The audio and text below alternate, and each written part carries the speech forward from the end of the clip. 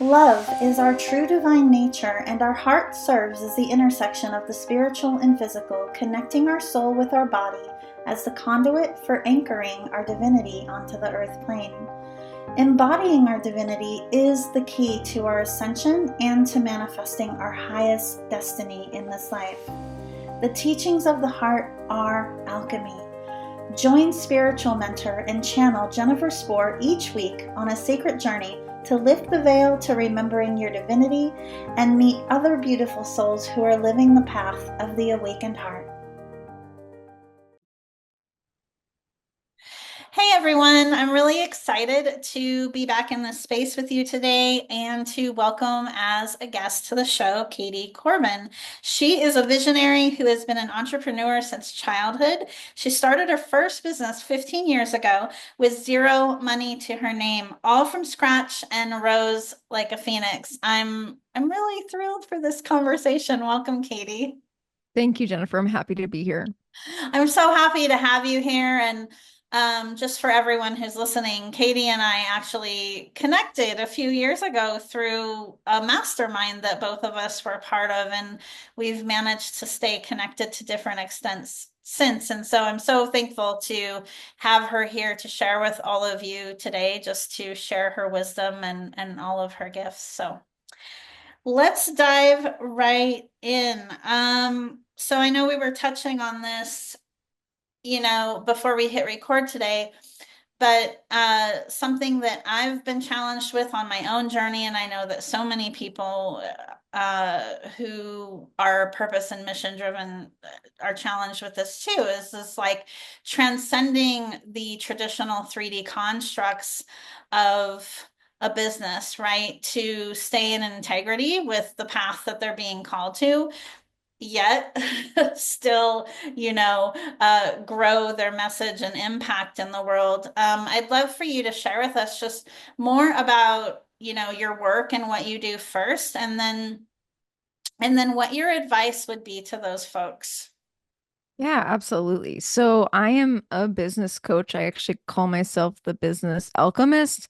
I'm not super, I don't love the word coach, but I guess it's kind of trendy and people know what it is. So I find that a lot of times in business, first of all, let's talk about business. I always see business as a big spiritual journey in itself, right? It's challenging. If you've been in business for a while, you may have had ups and downs.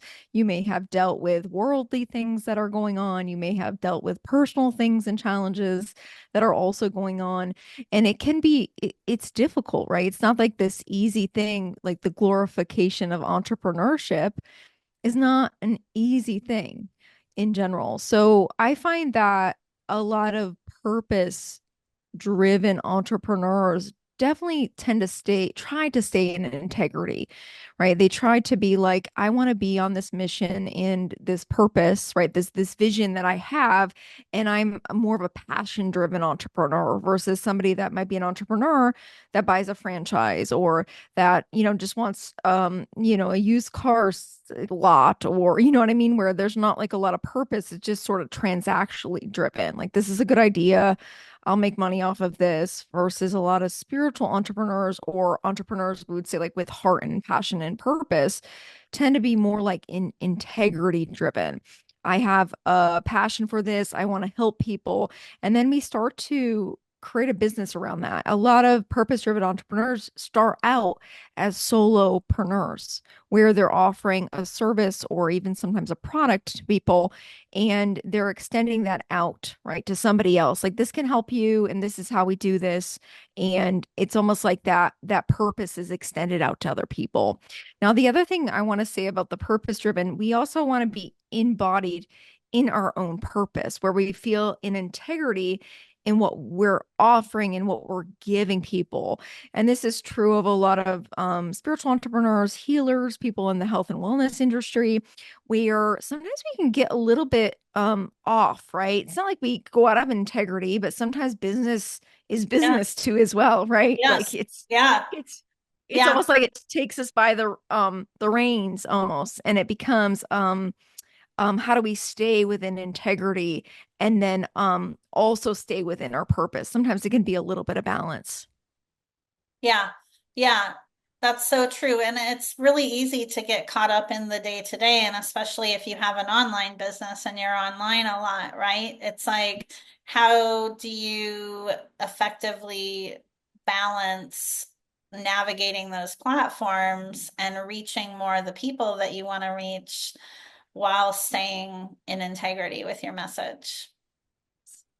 Yeah, and it can be it's sort of like a little bit of do-si-do too as well to figure out how you feel creating content or how people are seeing your content too as well. Because sometimes even the communication, like how do I communicate this to other people, especially if I have intangible services.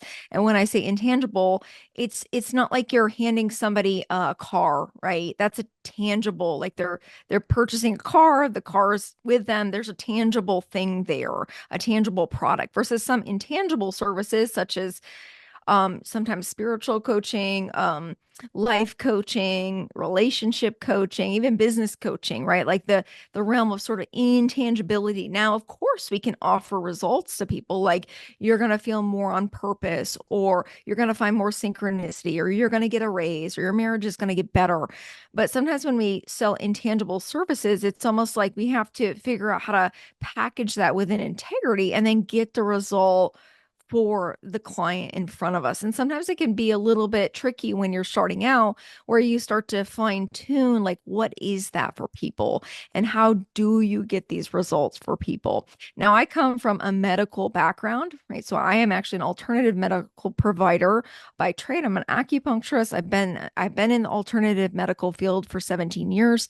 And I almost like had to transcend some of that clinical mindset, right? Even going from a clinical clinician to a coach. It's a little bit different intangible offer. Somebody laying on the table, sticking needles on them, right? And they're feeling like they're getting this effect, right? Experience versus sitting in front of a Zoom call or talking with somebody and coaching them through and then watching them go out into the world and implement what is coached with. So it can be a little bit of mindset shift for people that integrity wants to continue to be in place though for most purpose-driven entrepreneurs. I mean, what would your advice be around the importance of being feeling clear in who you're serving, right? Because some people, depending on who you're feeling called to be of service to, some people may be focused more on the tangible results, and other people may be a little more evolved on their ascension journey in terms of like they already understand at a fundamental level that the more that they work on themselves, like that they work with their frequency and do all of that work, that they begin to take more like, stepping into their power in creating their external reality. That sounded a little bit jumbled the way that I just worded that. But yeah, so it's like some people are already aware that you create your outer reality from your inner, and some aren't as much. Yeah, it can be a little challenging too. It's kind of like I consider things like phases too, as well. Like somebody on the spiritual journey might be in the first phase of that, where they're starting to just question, right, their reality. Like even small things like, why are we doing like asking why are we doing that? Why are we doing that? Why are we doing that? Right. And then it's almost like deconstructing some of the beliefs that maybe we have held over the years or we've been taught over the years, or that's been sort of indoctrinated in even in a family lineage or an educational institution. And sometimes it's almost as if we shift into like that phase, right? So some people with phase one might need a different thing than some people with phase two and phase three. It's not a hierarchy necessarily, but finding out what people need, right? And then what you can offer based on their needs. Because I do find that sometimes people don't know what they need. Right? And they're sort of searching for things and they're going like, hey, I need a business coach, or hey, I need a spiritual coach, but they're not really sure why necessarily, right? It can be intuitive. This is kind of going back into the intuition and the structure, right? You're like, hey, I want to grow my business, or hey, I want to become more in alignment. And I know that if I'm in alignment, everything lines up, right? That's sort of more of a spirit, more of an advanced person. And you're like, okay, so this is sort of the best path for you. So I find that for me in my journey too as well, and with the people that I've mentored with as well, it's like that concept of if the student is ready, the teacher appears, right? Like the student is ready, the teacher appears, and then it's almost like this urge takes place that can be sort of structural, like, oh, of course they're a business coach, or oh, of course they're a life coach. I kind of need to get this in order. So I find that going back to the original question of like structure and intuition, right? It's like almost that they can merge a little bit. It doesn't have to be like, oh, I'm only intuitive, I only follow that, or I'm only logical and I'm not, very intuitive, I'm not going to follow it. It's almost like you can utilize both. And this is how I show people is like you follow your intuition into meeting, a mentor, joining a mastermind, right? Like Yeah. we all that and we joined, and even like making the connections in there was like, amazing for me and probably for you too. It's like I still talk to people in that mastermind for years to come. That's so cool, right? And it's like, but the logical sense was like, I need to grow my business, right? And then the intuition for some reason was like, the intuition's like, I need to join this thing. So I feel like we often don't have to pick one or the other in the sense of like, oh, I only can live on purpose, so I'm only intuitive or I'm only logical. So that's just the thing I wanted to share about sort of the logical mind and the intuition don't have to fight each other. Yeah, I feel like, I mean, in my experience, right, it's like I will typically tune into myself at a soul level first and just tune into, okay, what path am I being guided toward? And then I find that often what happens or what unfolds after that is that opportunities will then come in, right? It's like I'm tuning in for the guidance, I set the intention, and then I stay kind of I keep an eye out for essentially in terms of like, oh, this program's coming forward or whatever kind of comes in my direction. I feel like that doesn't happen at random. And when we're consciously directing our path, then we're also directing the universe, right? In terms of what opportunities to put in front of us. Yeah, absolutely. I agree. It's sort of like I consider it sort of like turning the gaze, right? So if we're looking for like, oh, look at this, and things kind of sit into place when we've turned the gaze into like more of alignment versus we always can turn a gaze and go like, oh, this is going wrong and that is going wrong and this is not good, right? It's almost like we can shift a little bit and then everything tends to sync up a little bit easier, and there's synchronicity involved, and you're like, wow, look at this, oh my gosh, how did that sync up? So I find that sort of like the beauty of alignment in our lives. Yeah, absolutely. One other thing I'd love to get your thoughts on as well is, well, there's lots of things I want to get your thoughts on, but this one, again, a lot of what it means or what we're taught to believe it means to scale our business or to achieve success in our business has been taught as kind of a cookie cutter thing as well. What would be your thoughts in terms of advice around someone, determining like what does success mean for them and what's the most direct path for them to scale from that, you know what I mean, to achieve their goals from that. Yeah, absolutely. So this is a really good question. I want to say, first of all, there's never one way to scale. Hmm. And I do find that you'll see things out there. I mean, I see all this stuff all the time. Here's the direct way to scale your business and just plug this. It's basically like a plug in, and you're like, this is the way. And it's like, well, that doesn't usually work out for most people.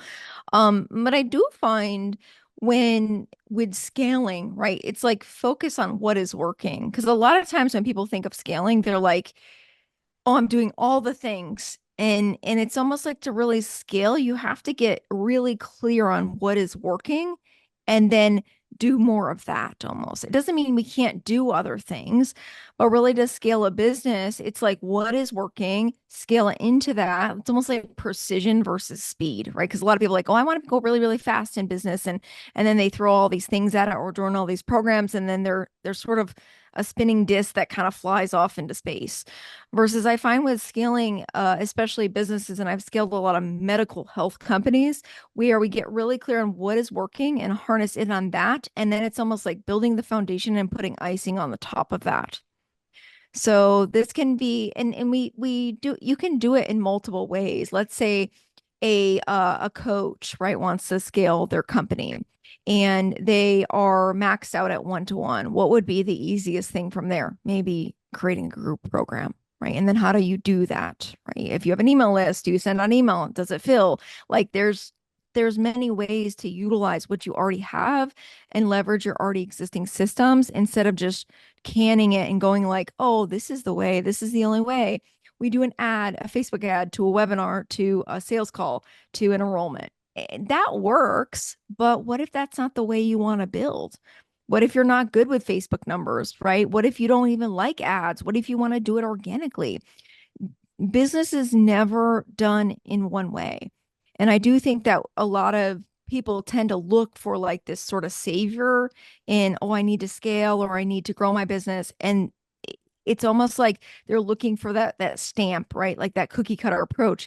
That doesn't Mhm. work for everybody. And I do find there's more sort of noise out there and in the space, especially the online space of how this is the only way to grow your business. And that's ultimately not true.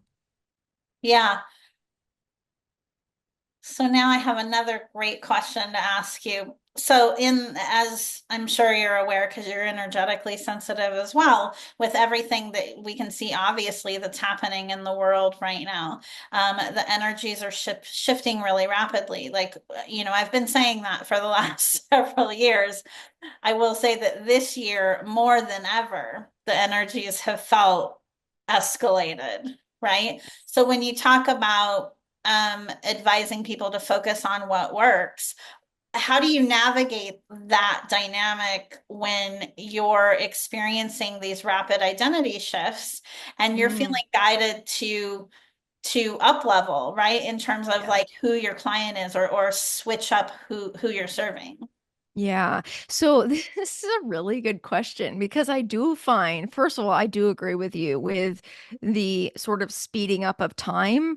And there's almost like, I feel like a lot of people are going through like what they used to be like 5 years of growth is like 1 year, Yes. or Yes. 6 months or 3 months. And you're like, wow, I just went through this massive transformation in identity and self and more embodied in whatever, and your business is also going to shift in that dynamic.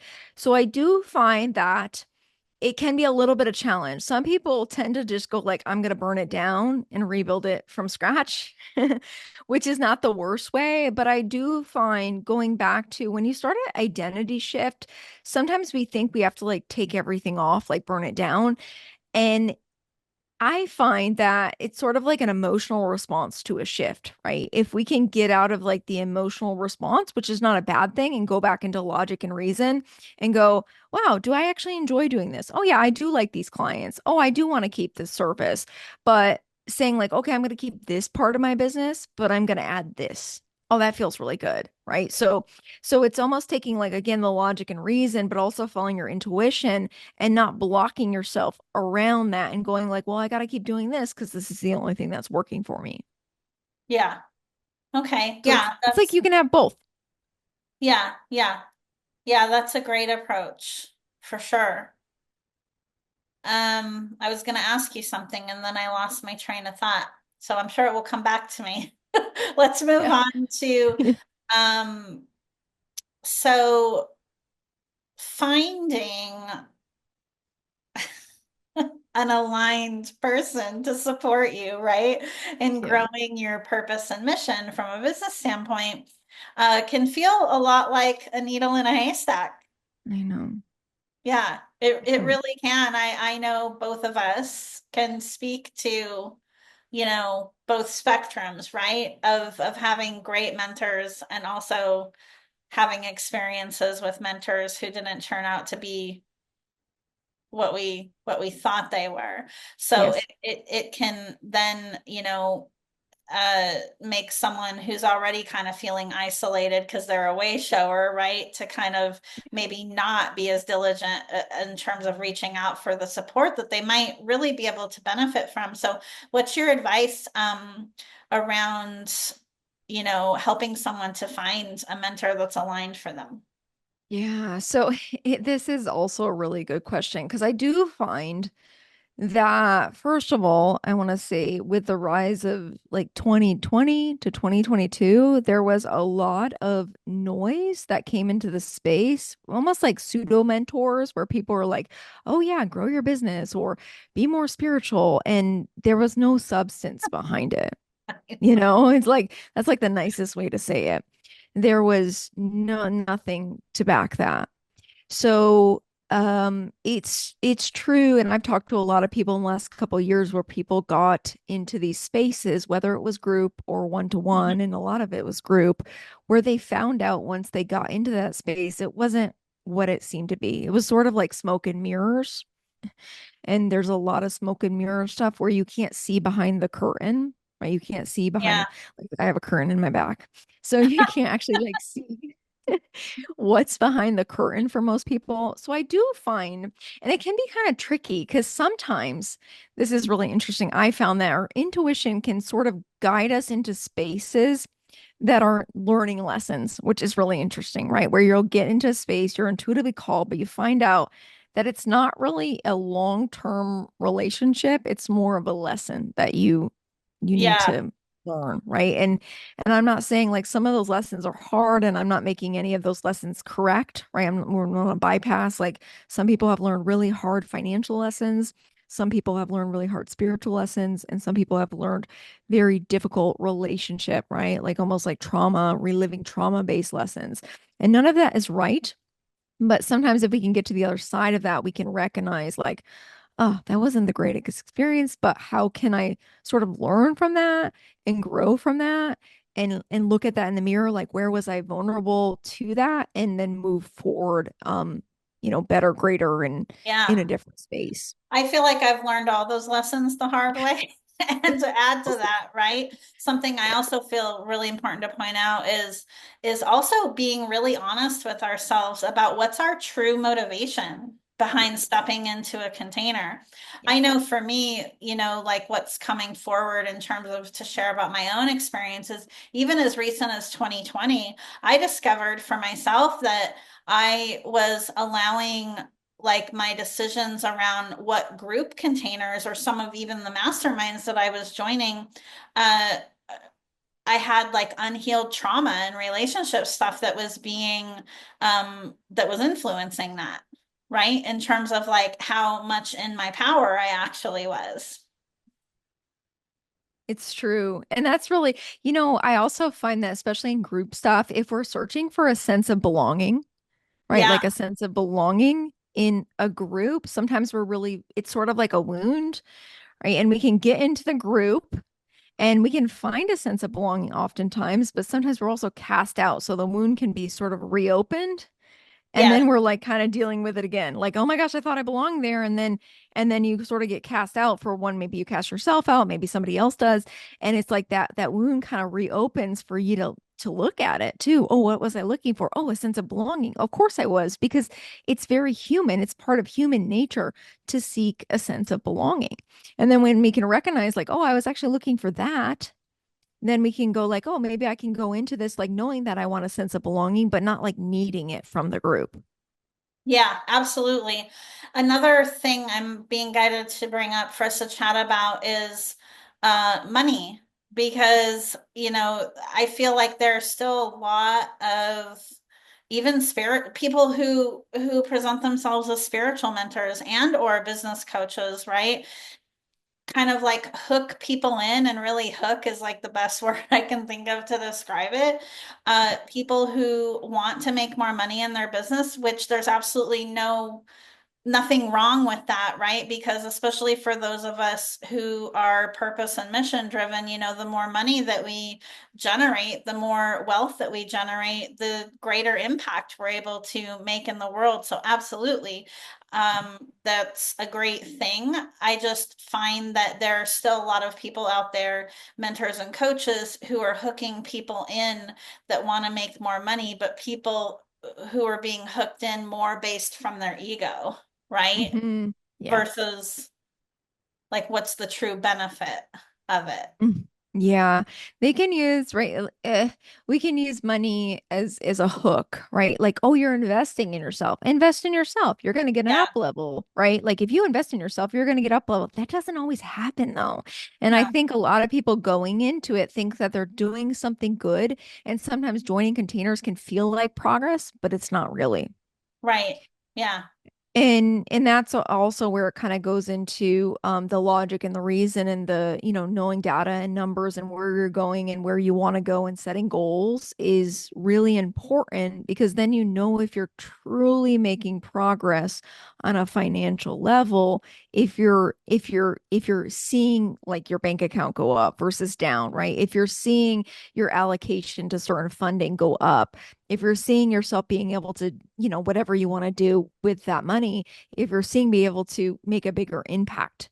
So I find that sometimes we almost like create these intangible growth that we don't really see the impact of it financially. Because really, at the base of business, and I say this a lot, is like money is the lifeblood of business.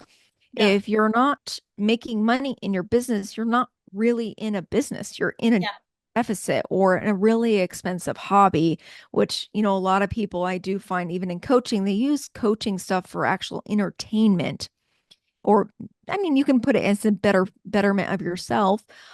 But you're not, if you're utilizing the money piece, it's like we want that to also get on board too. Otherwise, it's sort of just, it can be a really expensive hobby.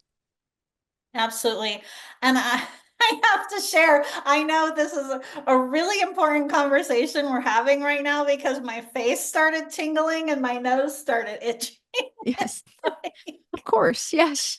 it's like, okay, Jennifer, this is important what you guys are talking about. So I remembered what I was going to ask you about earlier. Hmm. So something else um that I know I've been in this place on my journey, and so many of the clients I work with too, is that, the ascension journey, the desire in your heart to make a difference in the world can feel very serious.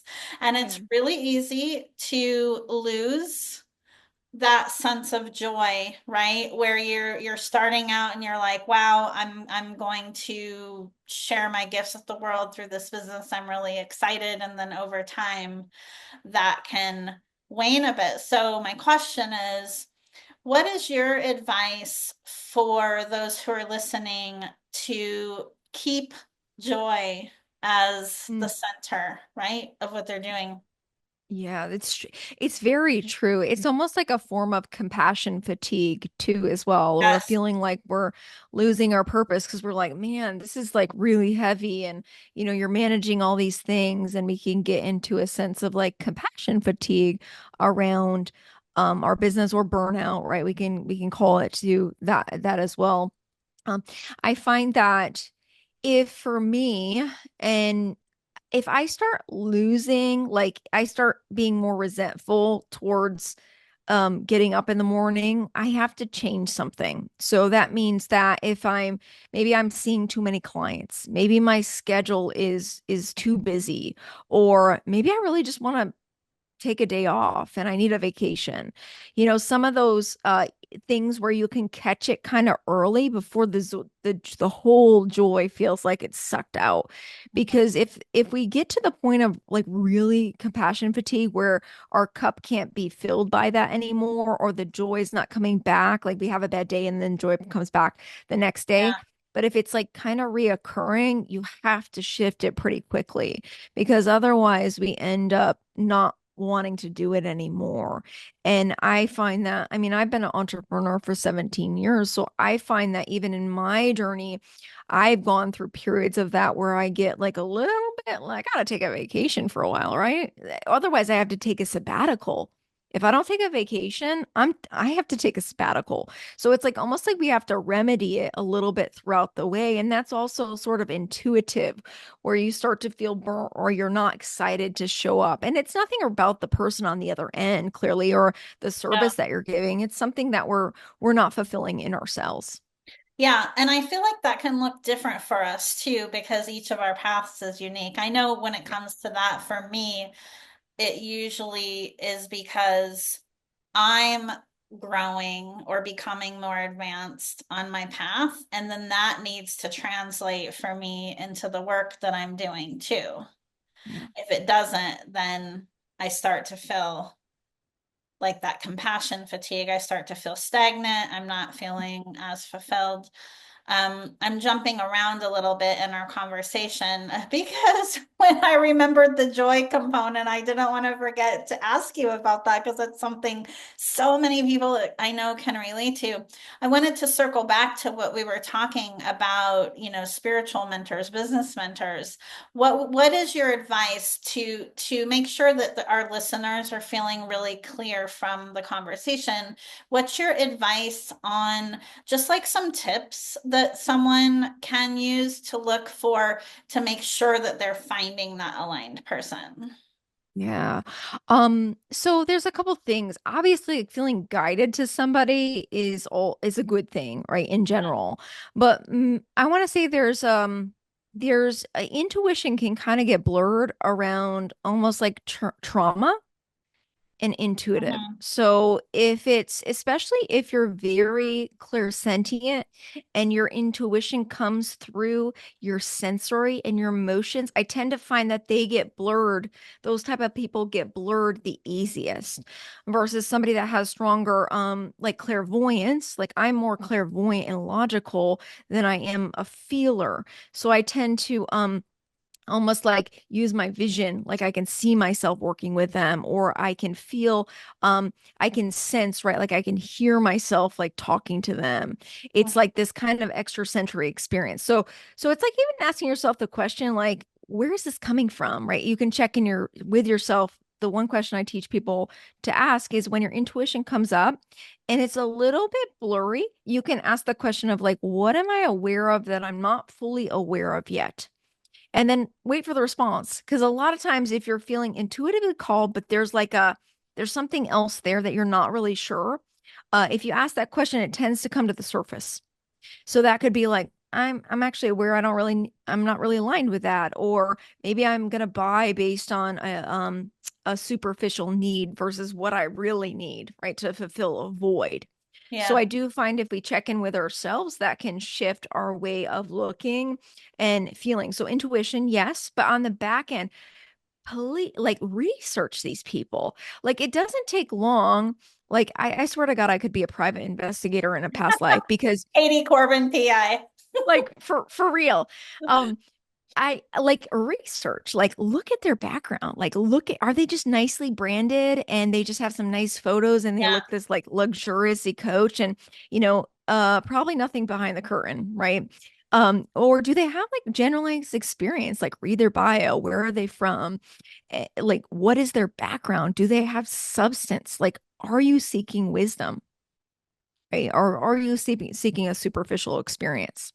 Like, so Yeah. I find that for me, when I always choose people with experience, usually 10 years into the field. So if I want a business coach, I want somebody 10 years in. If I want a spiritual mentor, I want somebody that's been on the path for at least 10 years. I feel like there's a decade there. It doesn't mean we can't hire people that are right out of the gate, but that might be for like newer people, right? So it depends on like what level you're also seeking. Now, the third thing I would say on this aspect, so intuition, research, and then it's almost as if you want to make sure that they've walked the path to some degree. So, for example, I tend to attract a lot of people in medicine in sort of the regulated and unregulated profession. So they might be like a doctor that's also sort of an esoteric healer. They might be a coach that has used to be a lawyer. They may be a alternative provider that also wants to be virtual, right? Like they kind of walk between the realms, right? A spiritual coach that's also sort of like embodied in their work. They're not sort of up here, they're they're down here, right? They're not like talking about nothing wrong with this because I believe in aliens and all these things, but they're not like channeling galactic beings. They're like, I'm walking my talk. Every day I get up and I do these things and I'm involved in my community, and they're sort of like boots on the ground healers too as well. So that's who I tend to. So I usually tend to gravitate me myself to looking for healers find people that are walked your path, right? Yeah. Find people, they don't have to be like so far ahead of you. Like you're a solopreneur and you hire a millionaire coach. Like they just want to be a little bit ahead of you so they can help to see and help to light your path because a lot of times they're a reflection of you.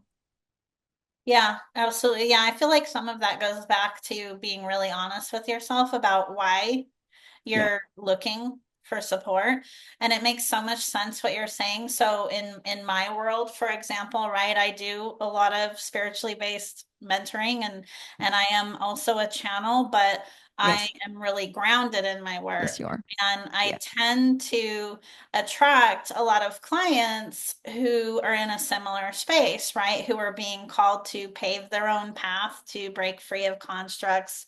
They have, gifts that they're bringing to the world that don't really so much exist out in the marketplace today. Yeah. And for me, that's been my whole life, like outside of the lines. So just to Yeah. provide listeners another perspective and example Yes. on how all of that kind of comes together. Absolutely. And it's like walking your talk, right? You're not like a Yeah. spiritual person like way up here and like let's just, sit in meditation for hours and hours. Is like you're walking the path, right? Like you're Yes. guiding the light. Yeah. And I find that people it's almost like the attraction to that is sometimes intuitive, but then it's like you can see that, right? You can listen to this pod, you can hear it. And I do find that a lot of times it's like we also have to vet people, right? At a sort of like a vetting level. So that means that if you have an interaction with them and they're super pushy on sales, you might be like, "Ooh, I don't want to sell like that." Or, it's like even these small interactions can also tell you whether or not they're the right mentor for you. Yeah, absolutely. I mean, what you say about that some are pushy in sales is really key too, because for me in the work that I do and the people that I want to serve, right, it's like information is an embodiment. Like I can tell you everything that you want to hear, but if you don't feel what I'm sharing, then I don't want you to work with me. You know what I mean? It's like, Yeah. because what's the point? Yeah. Yep. And I find too, people, in mentoring for years and years myself, it's like if somebody's right to work with me too as well, it's like I can lean back. I don't have to push them in. I don't have to convince them to come Yeah, in. I always say like never be in the business of convincing because that never works out. Like there's, especially in like a mentoring relationship, if you're convincing somebody X, Y, and Z, it's a push energy, right? They're pulling from you versus there's like a reciprocity energy. And the person's like, I know I've meant to work with you. I've been following you for a while. And then you have a conversation and the conversation flows and then they land in your sphere and they say, this is, I do want to work with you. And personally, I like, and for listeners here, probably it's a glorious way to sign people up into your services because then there's you're already stepping into something and there's already a good rapport established. That's probably going to yeah. continue through the relationship. Absolutely. And I feel guided to mention too for everyone who's listening to this, uh even if you're a visionary and you're not in the coaching, mentoring, consulting, even healing space, right? And but you have a big vision that you're being called to, you can apply a lot of what we've talked about today on your own path, even if it was spoken about in the context of business, because a lot of this stuff, right, is interconnected. Oh yeah, absolutely. And that's the interesting thing too. Even like being an entrepreneur, and even if someone listening is not an entrepreneur, you can take that in mentoring. What if you're in corporate and you're Yeah, like, yeah, I've had really bad mentors. How do I pick the right one? Apply this, right? Like yeah, it's like use your intuition, research the crap out of them, have an interaction, and go with your gut instinct, right? Because first impression, your subconscious is picking up more information than your conscious mind on first impressions. So don't yes, discount like that interaction on the first time, how you respond to that. So it's almost as if you can just take the like the aspects of it and apply it to your life because we apply it to our life. That's how I make a friend. That's how I create a colleague, right? That's how I create a relationship. I'm utilizing those same tools. And trust me, I'm not perfect. It's not like I've always picked this way, but I've learned actually Oh, through me too. experience, Yeah, like what was not the good thing and right. then what was the better thing, That's why I've we're had here more talking better. about this, right? It's just like to help Yes, other people avoid some of those potholes, so to speak. yes, Uh, absolutely. so, Katie, in closing, what else are you feeling guided to bring forward? So the only thing that I would also say is with entrepreneurship, with spiritual entrepreneurs, sometimes like, and this was going back to what you were saying, Jennifer, I wanted to elaborate on something when you said, sometimes like we're growing a lot and we almost feel out of integrity because we're growing so much and we're getting more into our work. So this is something that is important to talk about because it can be almost as if you feel like you're betraying yourself a little bit if you don't step fully into your work, right? Like if you're really called to like write a book or you're really called to create a manual or you're really called to create like almost like a philosophy or a theory or a healing methodology, you will continue to be pulled in that direction. And it's almost like you can almost go into self betrayal if you don't fully step in that work. And it can be a little bit messy when you step into that work, right? It's not always super structured at first, right? It can almost Yeah. be kind of clicking things in place. But I do find that sometimes if we don't step into our original work, we can feel like almost as an act of self-betrayal. And I know this is an entire conversation in itself, Ooh, but I wanted to point that out yeah. too as well, because if people feel called to stepping into that work, but not really seeing totally what it is, like just keep going, like keep walking the path, keep finding mentors that are going to help you do that because there is a pull there, right? There is a pull there. I know there's always a pull for me. I'm sure there's a pull for you too as Yes. well. But go ahead. Which brings another question forward because this topic, like I felt that wave of energy when you were talking about that. Like that's really important. So, a question that I know many who are listening will have around that then to honor being pulled in that direction. If someone is, I don't like using the word pivot, but pivot because it's become such a buzzword, but it is a Yeah. good word to use in the context of this conversation. So, what you're talking about, if someone is actually being drawn to pivot, right? So, let's say that they work with clients today, but they're feeling called to focus on speaking instead or to focus on writing books instead. What would you say to that person in terms of managing that transition? Okay, so I've done this myself. And it's like the transition doesn't have to be like A to B, right? It doesn't have to be like a complete shift, right? It can be just sort of like, you know how like we change clothes and then we start to if you like you have a different wardrobe and you start to collect pieces to that wardrobe and then all of a sudden you have an Yeah. entire wardrobe that's like, oh, this is more of what I look like versus your high school wardrobe.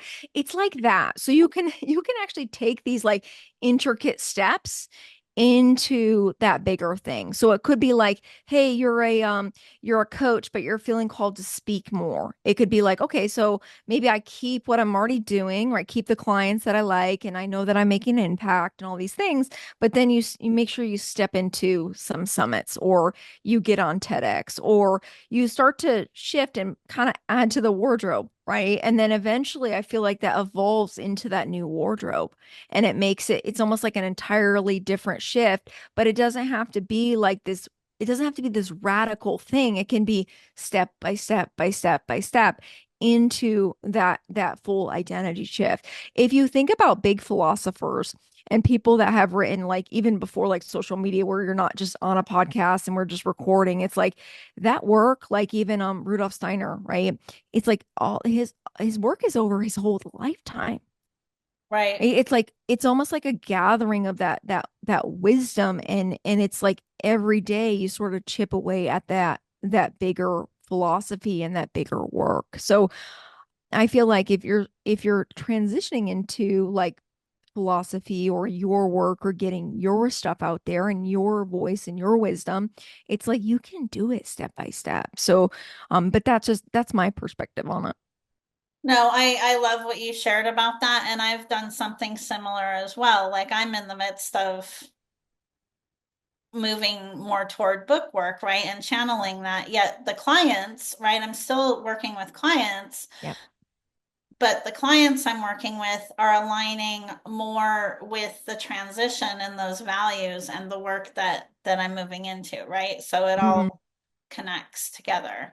Yep. And with what we were talking about with these rapid identity shifts, right? I feel like transition is something that we're Yeah. all getting, more and more comfortable, right, with navigating. So Yes. Katie, wow. For those, what an amazing conversation today. There's just so much value in what you shared. Thank you so much. For those who are feeling guided to reach out and connect more deeply with you, where should they go? So my website is katiecorbin.com, and the most active platform on is actually Facebook. So you can actually just find me on Facebook on Katie Corbin. Those are my easiest places to connect with me. Awesome. And we'll have those links for everyone in the show notes. And you also have a free gift that you want to share too, right? Tell us about that. Yes, so on my website, it's actually on the first page. I have something that I created called the Success Ritual Kit.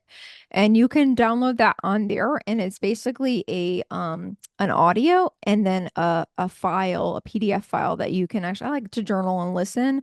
So it takes you through a ritual every morning to set yourself up for success, not only for the day, but also financially and spiritually.